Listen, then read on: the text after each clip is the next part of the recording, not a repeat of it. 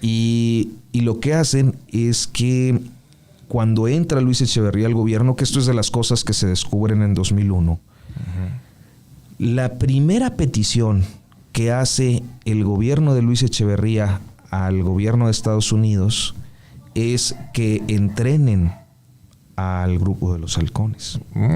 Y luego, cuando se van desclasificando los archivos, primero, me parece que primero fueron los mexicanos, luego el estadounidense, están todos los cables diplomáticos y de las agencias como la CIA, al Departamento de Estado, informando que el presidente de México está pidiendo que le entrenen a un grupo de contrainsurgencia.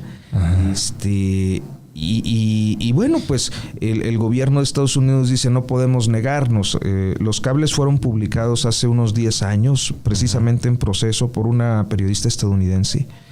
Y es muy interesante porque lo que se comprueba es que no solo tuvieron entrenamiento, pues de que los llevaban a NES ahí con unos kendos y estaba el profesor Sobek haciendo unas... Eso es parafernaria, es leyenda urbana, lo que sea, sino que habían sido entrenados en Japón en artes marciales, me parece que no sé si en China, habían sido enviados a quizás a Alemania y particularmente a Estados Unidos, que es lo que sí está documentado, el entrenamiento en Estados Unidos, que llega a provocar hasta un problema. O sea, porque, a ver, para establecer las cosas, la pregunta que me haces es, ¿en qué parte estaban? Pues estaban quizás en el departamento de Limpia. O sea, tenías un empleado de Limpia yendo con viáticos a Japón. O a Estados Unidos. Fuera. Pero en realidad todas estas cosas pues eran autorizadas por el presidente de la República. El presidente de la República, a través de su canciller, es decir, el canciller, no podría estar el secretario de Relaciones Exteriores pidiéndole a un gobierno extranjero que te entrene gente si no tienes autorización del presidente. Y sería absurdo creer que porque un coronel que está en el departamento de Limpia le pide al secretario de una ciudad, así sea la de México, le pide al secretario de Estado de Relaciones Exteriores que le entrenen a un grupo de hechos, pues no, o sea, esto era parte de una visión de Estado. Entonces, pues sí, estaban ahí en Limpia, pero eran parte del ejército mexicano, comandado por el ejército mexicano, con nóminas de gubernamentales donde fuera, como un lugar como ese, y autorizadas por el presidente, ¿no? Sí, claro. Lo que ocurre es que cuando Echeverría llega a la presidencia, pues autoriza este tipo de operación. Y el dato es muy relevante, porque Echeverría siempre dijo, como presidente y luego durante los juicios que no llegaron a ningún lado. ¿Se le hicieron juicios a...? Sí, se le hizo un juicio en aquella fiscalía especializada en movimientos sociales y políticos del pasado, que fue una fiscalía creada en el gobierno de Vicente Fox. El gobierno de Vicente Fox. Que para investigar todas estas cosas. Todos los procesos represivos, que no no sirvió de nada. Pues no. No, porque lo que siempre ocurre es que aun cuando pasa tanto tiempo desde un episodio de este tipo, siempre hay intereses que afloran por actores políticos vigentes. ¿No? O sea, la fiscalía fracasó básicamente porque había muchos intereses en conflicto que todavía estaban y que todavía están, Master. Sí, claro. O sea, de la guerra sucia hay actores muy importantes. Entonces básicamente es eso, una operación del Estado que el presidente Echeverría negó siempre y hasta que quedó expuesto pues por toda esta documentación. Y en ese entonces me imagino que era un poquito, bueno, no sé si a la fecha qué tan fácil sea la neta, pero pues en ese entonces con la Guerra Fría y todo este pedo era muy fácil que los gringos le dijeran a cualquier gobierno latinoamericano que no fuera populista de oye, entréname a estos compas que los necesito por si hay una insurgencia comunista, ¿no? Entonces era más fácil, ¿no? Sí, y sin embargo los cables también demuestran que una vez pasado el halconazo, el 10 de junio, hay una intensa correspondencia del gobierno estadounidense al gobierno mexicano, pidiéndole como que por favor que no vaya a salir que los entrenamos acá, ¿no? Okay. Y es muy cabrón, o sea, ver la información, porque lo que responde el canciller es: no se preocupen, aquí tenemos a la prensa bajo control. No, es cabroncísimo, ¿no? O sea, te habla de ese aparato hegemónico, claro, donde todo había era un medio de impreso de comunicación en ese entonces que sí intentara ir en contra del gobierno, Master, y que tuviera, o sea, no fuera marginado ni destruido. Pues el único que más o menos sobrevivió, y aún así sus coberturas no podrían considerarse exhaustivas, eran ciertamente cuidadosas porque tenían que mantenerse dentro de los márgenes que permitían la subsistencia, que era el Excelsior de Julio Scherer, ¿no? Okay. Pero en honor a la verdad, con todo y la admiración y el respeto por don Julio, pues también eran épocas en las que los márgenes eran tan acotados que hacían hasta donde podían, claro, pero no era una cosa verdaderamente. Sí. Además es cierto, o sea, lo que el Estado siempre dijo es que no hubo muertos en el 71. Ajá, que no hubo muertos. Y maestro, con el paso del tiempo se acreditó que fueron alrededor de 120. O sea, sí hubo. Pues claro, estudiantes muertos.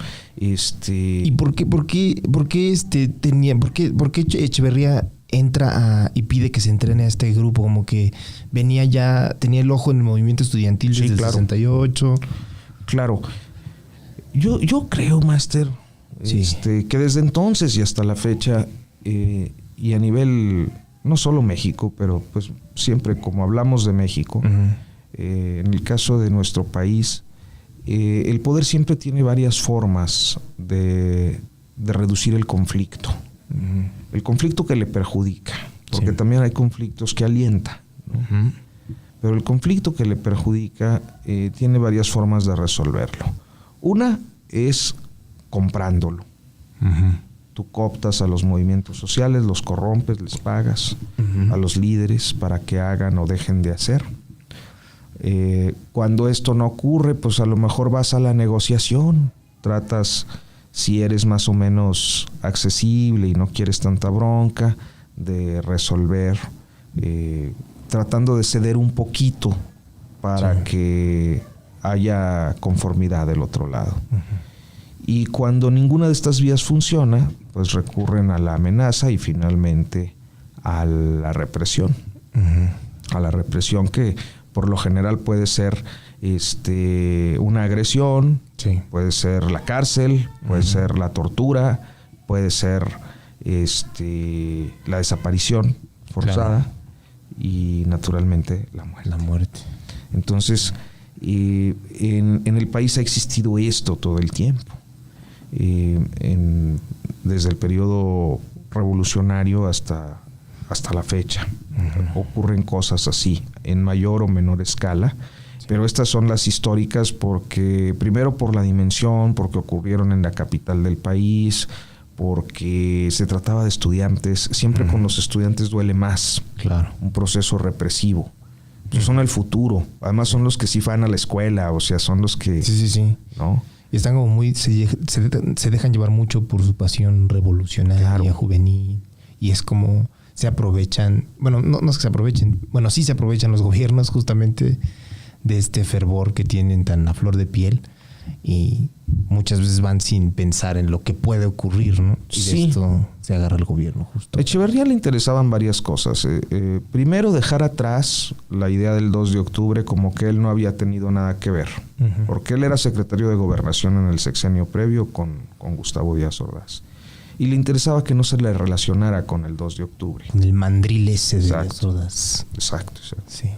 El segundo elemento es que cuando inicia su presidencia trata de establecer muy buena relación con gobiernos o con orientaciones de izquierda en el extranjero. Okay. ¿No? O sea, la fama de Luis Echeverría en su sexenio, que además era poderosísimo, o sea, si nos moviéramos de época, era como un equivalente a Salinas en nuestros tiempos, que siempre se dice que está detrás de todo y así era como el gran presidente poderosísimo que movía todo y que era muy perverso y eso.